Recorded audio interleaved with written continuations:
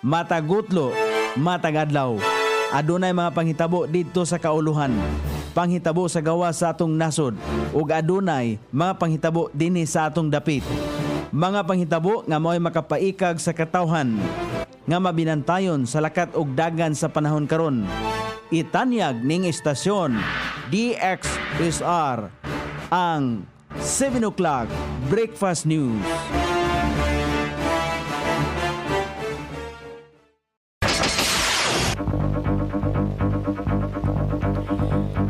Higala, kumusta? May buntag Iligan, may buntag Mindanao, may buntag Pilipinas. Adlang Huwebes, pizza 4 ni buwan sa Setyembre ning tuiga 2025. Sangan sa ato station manager Pastor Robin Sulapas, kini ang inyong ka-isar Kabisaya Nonebi. Ang matod sa hanay sa balita sa Alas 7. O karon sa uluhang tudling sa itong mga balita, mga namana sa Marine Sanctuary sa Barangay Dalipuga, gimultahan. Resolusyon nga naghangyo sa PEC, paghatag og sports equipment alang sa mga barangay, eskwelahan sa Iligan, aprobado sa konseho. Benepisaryo sa Uplan Bisita sa Dalipuga, mapasalamaton sa nadawat nga assistive device. Sa kauluhan, PAL flight luwas nga nakabalik sa naiya human magdeklara og emergency. DBM gipagawas na ang 6.7 bilyones pesos nga emergency allowance alang sa mga health workers.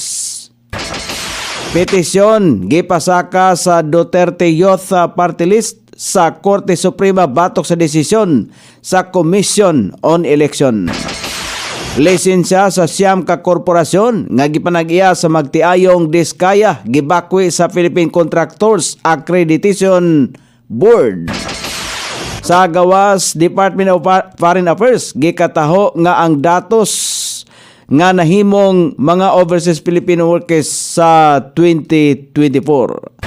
Balita sa kinabuhing Kristohanon, mga Kristohanong pinireso sa Pakistan nahibaluang gipang lutos. Kini ang uluhang tudling sa itong mga balita nga dalit kanato ning istasyon. DXSR 106.7 sa inyong FM dial. Ang bugtong radyo sa Dakbayan Siligan nga nagsibya sa balang kasulatan, pinasubay sa inspired and preserved. Not simply dictated, King James Version sa Anchor Broadcasting Corporation. O karon sa kompleto nga detalye, nadakpan sa akto sa mga personahe sa Task Force Bantay Dagat ang 5 ka mga individual nga gikan sa Naawan, Misamis Oriental nga namana sulod sa Marine Sanctuary sa Barangay Dalipuga. Nakuha gikan kanila ang gibanabanang 10 kilos nga isda og mga gamit sa pagpamana. Sumala pa ni Patrolman na Kent Joseph Floralde sa PNCO Iligan City Maritime Law Enforcement Team nga gimultahan og 2,500 pesos ang matag-usa kanila base sa ordinansa sa lokal nga kagamhanan sa Iligan. Bayaran nila kini sa City Agriculturist Office. Giaproba na sa konseho ang resolusyon ni Konsehal Vincendro King Belmonte, chairperson sa Committee on Sports and Recreation, nga naghangyo sa Philippine Sports Commission PAC pinagi kang chairman na Patrick Pato Gregorio sa paghatag og sports equipment sa 44 ka barangay og sa tanang elementary og secondary nga eskwelahan dinhi sa Iligan. Ang maong resolusyon nagtumong sa pagpalambo sa mga programa sa sports sa mga komunidad og mga eskwelahan sa syudad. Gilauman nga ang paghatag sa mga gamit makahatag usab og dugang kahigayunan sa mga Iliganon nga makapahimulos sa mga benepisyo sa aktibong pagdula. Makalakaw-lakaw na si Felizardo de la Peña, 68 anyos, lumulupyo sa Purok 2, Tag-Ibo, Barangay Talipuga, sakop ng Dakbayan sa Iligan, human nga nahatagan og quadrokin atol sa pagbisita sa Uplan Bisita Team sa iha mismong panimalay. Si Felizardo usa na katuig nga na-stroke. Dako ang iyang pasalamat sa nadawat nga quadrokin diin. Sumala pa nini nga makatindog na siya nga dili kinahanglan ang alalay. Gawa sa assistive device nakadawat usab siya og maintenance alang sa iyang hypertension. Gibisita usab ang laing duha ka benepisaryo og gi-check up sa mga doktor. Ingon man gitagaan og tambal. Nakadawat usab sila og gamit sa panimalay og napulo ka kilong bugas. Ang Uplan Bisita kon galibot sa mga barangay sa Iligan aron paghatag og serbisyo medikal ngadto sa mga pinaka nanginahanglan og walay igong kapasidad nga makapacheck up sa doktor. Inisyatiba kini sa administrasyon ni Mayor Frederick Siao. O karon sa balita sa kauluhan, ana-ana sa mayong kahimtang ang mga sakay sa Philippine Airlines sa flight PR412 sa Ninoy Aquino International Airport na iya human kining mibalik makalabayng magdeklara og in-flight emergency samtang gapaingon sa Osaka, Japan kagahapon sa udto. Sumala pa sa opisyal nga pahayag sa PAL, nakasinati og pressure resistance issue ang eroplano samtang ana sa ere hinungdan aron na hinanaling magdesisyon ang piloto nga mogamit og mas ubos nga altitude og mobalik sa Maynila isip pagmatngon. Ang flight mao ang gipadagan sa Airbus sa A321 CEO PR kon RPC9928 og adunay sakay niini nga 191 ka mga pasahero og 8 ka mga crew members nga ang tanan luwas nga nakanaog sa eroplano. Banda alas 11:20 kagahapon sa udto, malamposon nga nakatugpa ang PR412 sa naiya. Gilayon usab nga miresponde ang mga ground operations team aron maghatag og tabang sa mga pasahero, lakip na ang pagkaon, rebooking sa flights o assistance sa bagahe.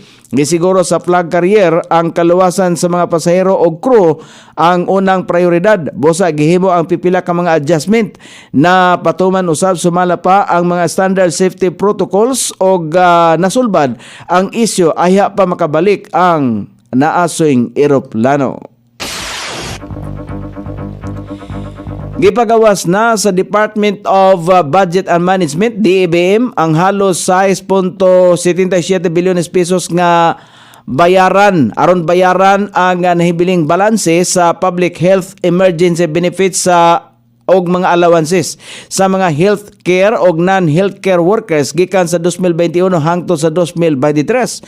Sakop nini nga pondo ang 1,411,546 ka mga claims gikan sa mga lokal nga kagamhanan, pribadong hospital, state universities ug uban pang institusyon. Sumala pa kang Budget Secretary Amina Pangandaman, pinasubay kini sa direktiba ni Presidente Ferdinand Marcos Jr. nga siguroon ang paghatag og katungod nga benepisyo alang sa mga health workers nga nagsilbi niadtong pandemya. Sa kinatibukan mokabat sa 121.3 bilyones pesos ang napagawas sa DBM alang sa National Public Emergency Benefits o uban pang allowances. Nanawagan ang DBM sa Department of Health nga hinanaling ipangapod-apod ang pondo sa mga benepisaryo. Sa bahin usab sa Departamento sa Panglawas, gisiguro ni Health Secretary Ted Herbosa nga andam na ang pondo nga ihatag alang sa mga kwalipikadong health workers basta kompleto ang ilang requirements. Giawahagan usab sa Departamento sa Panglawas sa mga lokal nga kagamanan o pribadong hospital nga siguroon ang hinanaling pagbayad sa mga health workers sa oras nga madawat na nila ang pundo. Nagpasaka kagahapong adlaw sa buhatan sa pinakataas nga hukmanan ang Duterte Youth Party List nga aron na questionon ang gipagawas nga desisyon sa Commission on Elections dili pa lamang dugay. Nagtuo ang nasoing party list nga aduna sumalapay gisupak ang Comelec sa konstitusyon dungan sa pagpaklaro nini nga grave abuse of discretion. Dihang gikanselar ang ilahang registration. Hangyo sumala pa nila sa Korte Suprema nga mag-issue kini og temporary restraining order o TRO, status quo ante order og uban pa aron lamang masulbad ang isyu. Sumala pa sa chairperson sa Duterte Youth Party List nga si Ronald Cardima ang mga aligasyon nga gibato ngadto kanila ang walay mga basihanan og lig-on nga ebidensya busa kusganong nga gibarugan sa grupo nga paminawon sila sa Korte Suprema og paboran ang ilang hangyo. Gibakwi sa Philippine Contractors Accreditation Board kon PICAB ang lisensya sa siyam ka construction firms nga gipanag-iya ni Sara Diskaya human na masuta nga kini nga mga kompanya nagdungan sa pag-apil sa mga bidding sa proyekto sa gobyerno nga nagresulta sa manipulasyon sa proseso o pagkuha sa daghang kontrata nga walay patas nga kompetisyon. Giangkon mismo ni Sara Diskaya sa Senate Blue Ribbon Committee nga siya ang tag-iya sa mga kompanya o kini nakapukaw sa atensyon sa PICAB aron maprotektahan ang integridad og public procurement lakip na sa mga kompanya nga naapektuhan mao ang St. Gerard Construction, Alpha and Omega General Contractor og uban pa. Samtang ang PICAB nagpadala na sa notice of revocation dungan sa pag-endorso sa NBI o DOJ alang sa posibleng investigasyon sa legal nga kalapasan. Gikataho sa Department of Foreign Affairs ang bagong datos sa mga nahimong overseas sa Filipino workers gikan sa Hulyo hangtod sa Disyembre sa tuig 2024. Nataho sa DFA nga ana sa 10.8 milyon ka mga Pinoy ang giila sa mga overseas sa Filipino workers. Ana sa 5.4 milyon ini ang mga overseas Filipino workers sa Amerika, 2.4 milyon ang mga OFW sa Asia Pacific region og 2.1 milyon ang OFW sa tunga-tungang sidlakan.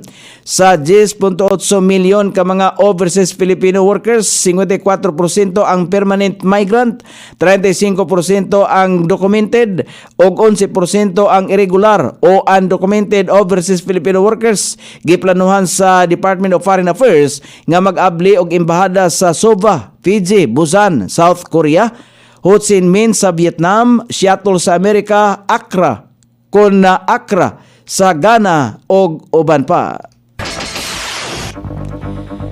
O karon sa balita sa kinabuhing Kristohanon, gatusan ka mga Kristohanon sa nasod sa Pakistan ang nahibaluan nga nakataho og pagpangluto sulod mismo sa bilangguan.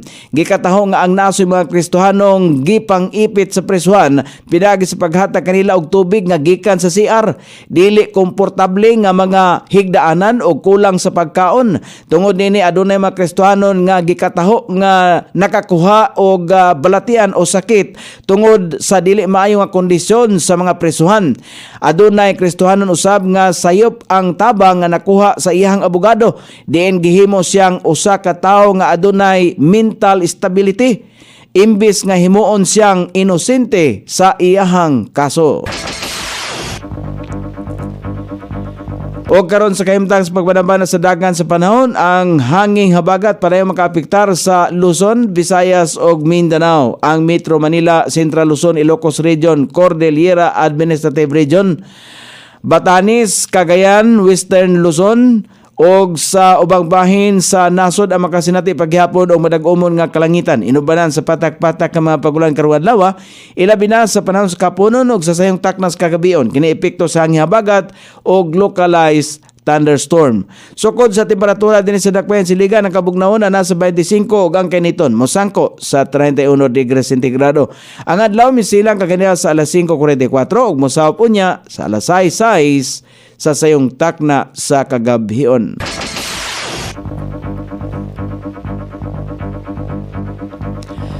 Inyong nabati ang kinatibuk-ang hanay sa balita sa alas 7 nga dalit kanato ning istasyon DXSR 106.7 sa inyong FM dial. Ang bugtong radyo sa Dakbayan Siligan nga nagsibya sa balaang kasulatan, pinasubay sa inspired and preserved, not simply dictated King James Version sa Angkor Broadcasting Corporation. Sangan sa tiksuat sa itong balitang internasyonal o sa kinabuhing Kristohanon, Pete Jan sa balita lokal, Coney Island, sa ato station manager Pastor Ruben Sulapas. Kini ang inyong KSR Kabisaya. Nunay B, magpasalamat og mingon. Maayong buntag, Iligan.